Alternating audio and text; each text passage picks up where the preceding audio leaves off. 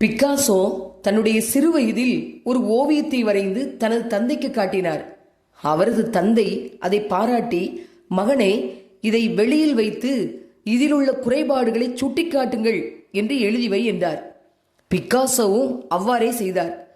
மாலையில் ஓவியத்தை பார்க்க வந்தவர் சுமார் 100 குறைபாடுகள் அதில் சுட்டி காட்டப்பட்டிருப்பதைக் கண்டு மிகவும் வருத்தத்துடன் தந்தையிடம் வந்து, நான் மீண்டும் ஓவியம் வரைய மாட்டேன், நான் வரையும் ஓவியங்களில் நிறைய குறைபாடு உள்ளது என்று வருத்தத்துடன் கூற, அவரது தந்தை, இல்லை மகனே, நீ வருத்தப்பட வேண்டாம், நாளை சென்று குறைபாடுகளை சரி செய்யுங்கள் என்று ஒரு லேபிளை ஒட்டி வை என்றார்.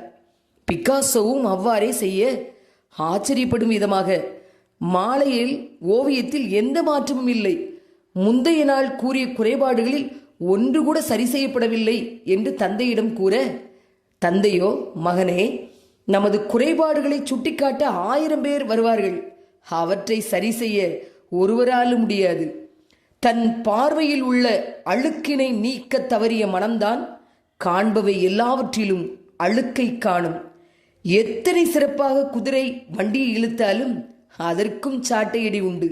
எத்தனை சிறந்த மனிதராக இருந்தாலும் விமர்சனம் கட்டாயம் உண்டு. நம்முடைய வாழ்க்கைக்கு வழி சொல்ல தெரியாத பலர்தான் நம் வாழ்க்கையில் பழி சொல்வார்கள். விமர்சனங்களை கண்டு கடந்து செல்லுங்கள். உங்கள் வாழ்க்கை உங்கள் கையில். வாழ்த்துக்கள் நண்பர்களே. இனி எல்லாம் சுகமே.